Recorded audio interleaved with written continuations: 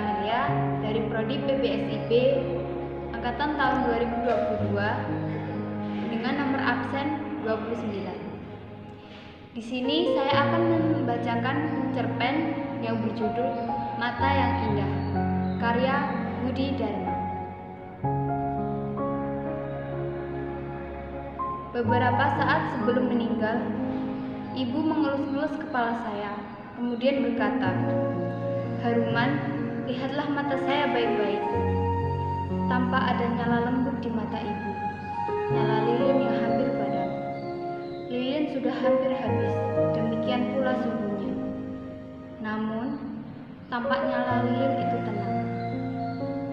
Tidak sama dengan nyala lilin yang berjuang untuk tetap hidup pada saat berhadapan dengan angin yang akan membunuhnya. Saya tahu ibu akan meninggal dengan benar-benar pasrah. Dengan mendadak ada bau, entah datang dari mana, amat lembut, namun amat segar. Saya diam, namun saya ingat cerita ibu ketika saya masih kecil dahulu. Haruman, pada saat saya akan meninggal kelak, akan ada bau dari surga dikirim ke dunia. Siapa yang mengirim? Tanya saya dulu. Malaikat. Ketahuilah Haruman, ada masa awal dan ada masa akhir. Demikian juga kehidupan manusia. Menjelang saat kehidupan seseorang berakhir, pasti ada malaikat-malaikat melayang tidak jauh dari dia yang akan meninggal. Kadang-kadang malaikat tidak membawa apa-apa. Kadang-kadang membawa petaka, kadang-kadang pula membawa bunyi-bunyian atau bau yang tidak pernah terbayangkan oleh manusia sebelumnya.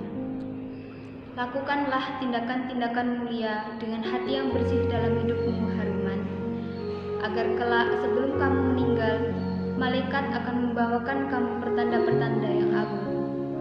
Entah mengapa, begitu ibu selesai berkata mengenai malaikat yang pada suatu saat akan datang, saya lupa kata-kata ibu.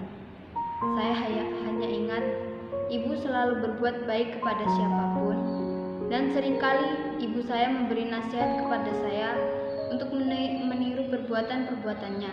Sebagai anak yang baik, saya selalu menurut. Pada suatu hari, entah umur berapa saya waktu itu, ibu menyuruh saya untuk pergi entah kemana. Lupakanlah saya, Haruman. Namun, jangan lupa nasihat-nasihat saya. Pergilah ke tempat-tempat jauh untuk mencari pengalaman. Pada saatnya nanti, kamu pasti akan merasa bahwa waktumu untuk kembali kepada saya telah tiba. Demikianlah, sejak saat itu saya mengembara. Selama mengembara, saya pernah menjadi pengayuh perahu tambang, penebang pohon di hutan-hutan lebat, tukang memahat atap rumbia, dan entah apa lagi. Nasihat ibu untuk selalu bertindak baik dengan hati bersih selalu saya turuti. Tapi entah mengapa, saya merasa bahwa saya selalu dicurigai oleh siapapun yang bertemu dengan saya. Begitu melihat mata saya, siapapun pasti membersihkan sikap curiga. Kecurigaan apa yang mereka pendam? Saya tidak tahu. Apakah mereka mencurigai saya sebagai pencuri, membunuh, penipu, atau apapun? Saya tidak pernah tahu. Karena itu, saya selalu merasa bersalah, atau mungkin lebih dari sekedar bersalah.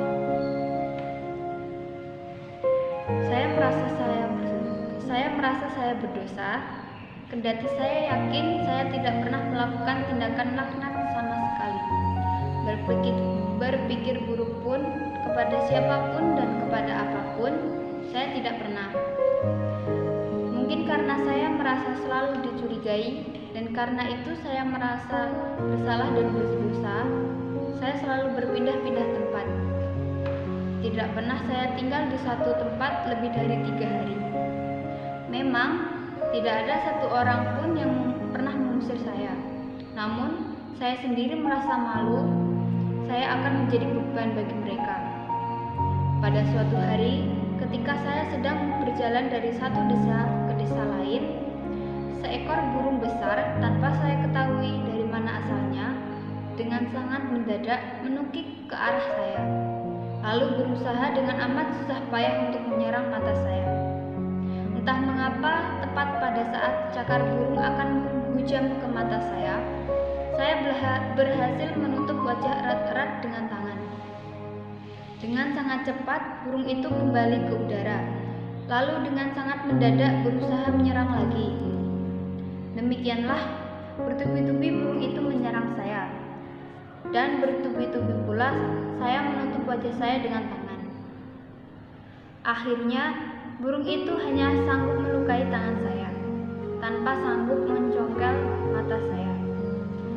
Untuk menahan rasa sakit, saya terguling-guling di atas tanah dan mengerang-erang dahsyat, entah berapa lama. Namun, sampai berhari-hari, darah masih terus merembes keluar dari luka tangan saya, dan rasa sakit masih benar-benar menyiksa. Sesuai dengan pesan ibu, selama mengembara memang saya sudah berhasil melupakan ibu. Selama mengembara, saya tidak pernah berpikir bahwa seharusnya saya mempunyai ibu, ayah, saudara, dan kerabat lain. Saya benar-benar merasa sebatang kara, tanpa pernah menyadari perasaan saya sendiri bahwa saya adalah sebatang kara. Entah mengapa, pada saat saya hampir selesai berguling-guling di atas tanah untuk menahan rasa sakit, sekonyong-konyong saya teringat cerita ibu dahulu ketika saya masih kecil. Haruman, demikianlah kata ibu dahulu. Ketika saya masih kecil, orang-orang suci pernah berkata, sebagaimana yang sering saya katakan dahulu, bahwa pengembara tidak ditakdirkan untuk tinggal di suatu tempat tidak lebih dari 3 hari. Kalau tidak, akan timbul kekacauan. Ingat-ingatlah kembali kisah para pengembara besar, sebagaimana yang sudah sering saya ceritakan. Entah mengapa, begitu saya selesai teringat kata-kata ibu mengenai para pengembara besar, dengan amat sangat mendadak saya lupa ibu. Demikian pula semua tindakan dan kata-kata ibu.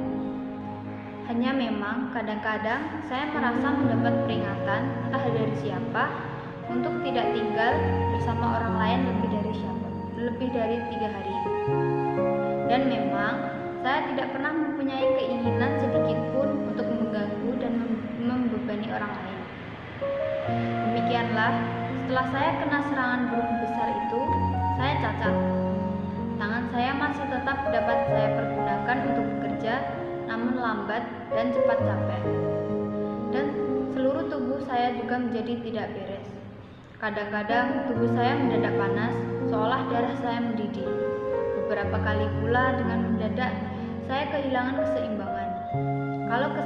Kalau keseimbangan kacau, saya terpaksa berjalan terhuyung, kemudian terjatuh, dan kemudian berguling-guling menahan rasa sakit. Namun saya harus bekerja. Saya tidak mau mengganggu dan membebani orang lain, dan saya menolak untuk menjadi pengemis. Setelah sekian kali pernah menjadi pendayung perahu tambang di berbagai desa, akhirnya saya kembali lagi menjadi pendayung perahu tambang di sebuah desa sepi dan terpencil. Mengapa saya menjadi pendayung perahu tambang lagi? Tidak lain karena pada suatu hari, ketika saya sedang tertidur di bawah sebuah pohon rindang, dengan sangat mendadak tubuh saya tertumbuk dengan tidak sengaja oleh seorang lelaki.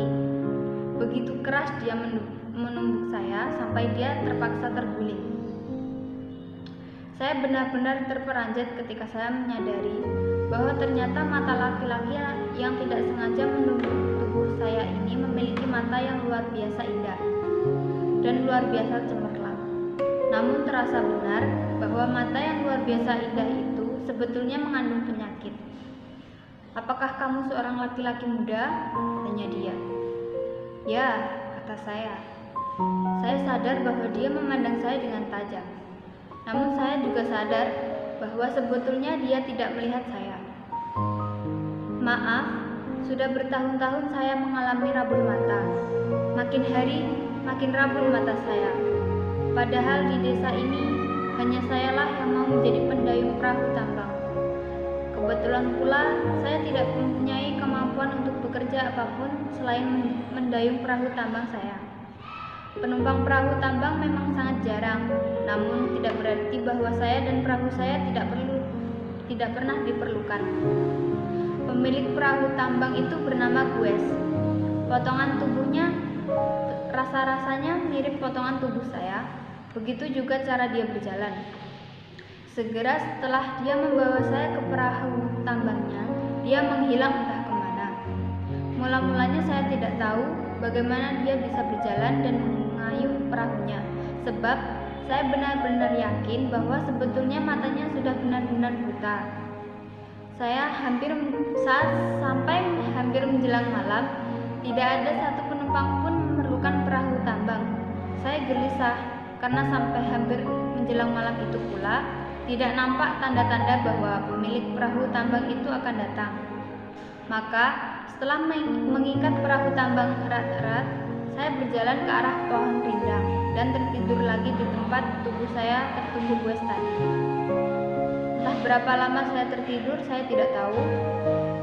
Seandainya tidak ada tangan halus mengusap-ngusap kepala saya, pasti saya akan tertidur terus sampai lama. Tangan halus siapa? Saya tidak tahu, namun saya yakin pasti tangan halus perempuan. Malam sudah benar-benar gelap dan saya tidak bisa melihat. Dengan sangat mendadak, mulut saya terkunci oleh sepasang bibir yang memanggut-manggut bibir saya. Saya mendengar nafas mendesah-desah ganas di antara pagutan-pagutan bibir. Kadang-kadang saya mendengar suara lembut, namun dengan nada marah. Gues, mengapa kamu tidak pernah memperlakukan saya sebagai istri kamu? Berilah saya keturunan. Kalau kamu mati, siapa yang akan menemani saya? Sebelum saya kena perkosa istri Gues, saya sempat membebaskan diri. Istri Gues berusaha menangkap saya, namun saya tidak pernah tertangkap. Saya sempat mendengar lolong-lolong pilu dia. Gues, bukankah saya istrimu? Pada saat dia melolong-lolong sambil berusaha mengejar saya bisa menarik kesimpulan mengapa Gues bisa berjalan dan mengayuh perahunya. Tampaknya karena kebiasaannya yang sudah sangat lama, dia hafal semua jalan yang harus dilaluinya. Dia menunggu tubuh saya karena agaknya selama ini dia tidak pernah ada penghalang apapun di bawah pohon rindang itu.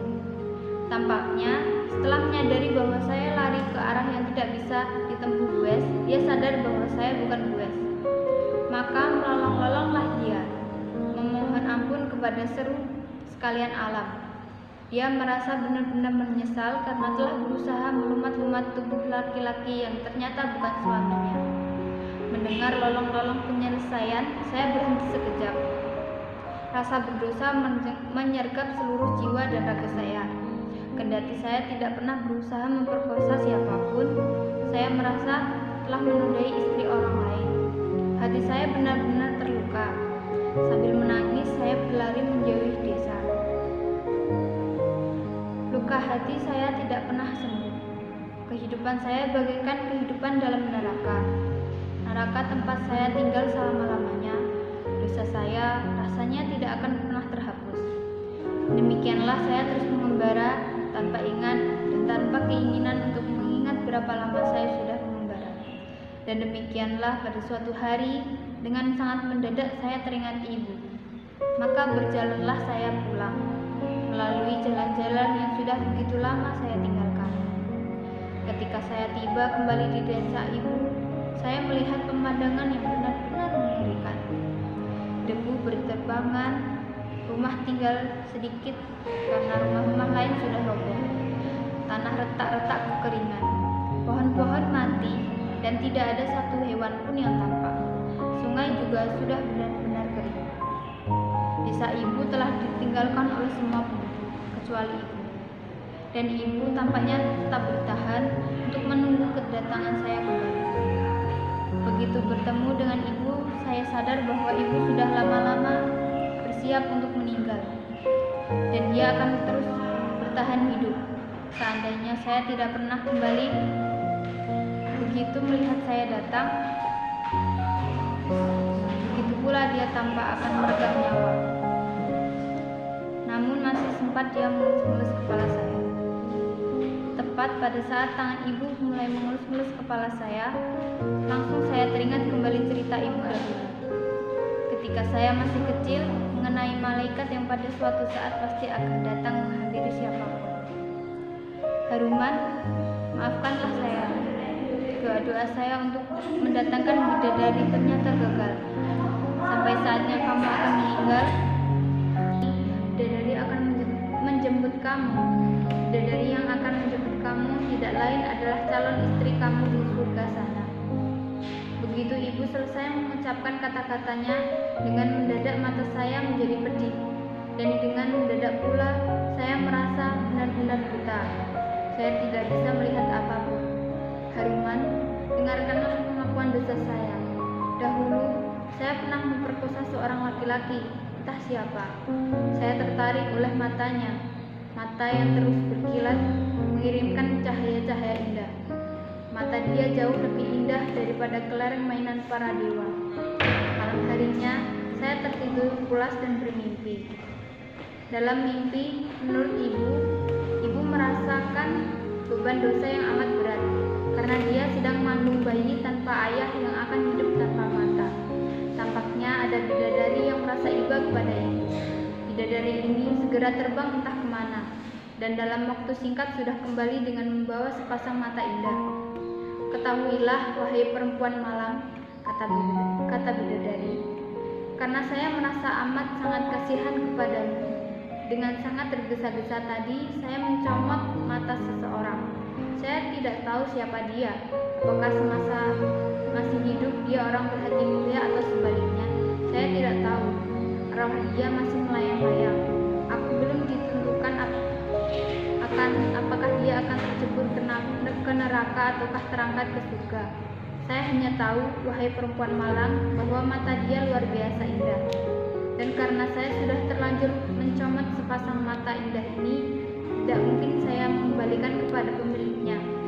Ketahuilah, dia tidak akan memerlukan matanya lagi, karena kalau ternyata dia tercebur ke neraka, dia akan memperoleh mata baru, mata jahanam, sesuai dengan kebejatan hati dan tindakan dia selama dia masih hidup. Dan kalau ternyata dia terangkat ke surga, dia akan memperoleh sepasang mata baru yang jauh lebih indah. Tepat pada saat ibu akan mendesahkan napas terakhir dalam hidupnya, saya berkata, "Ibu, pergilah dengan damai. Sudah sejak dulu saya memaafkan ibu. Bidadari yang selama ini ibu harapkan telah datang menjemput saya. Saya yakin ibu tidak sempat mendengar kalimat saya yang terakhir." Demikian cerpen yang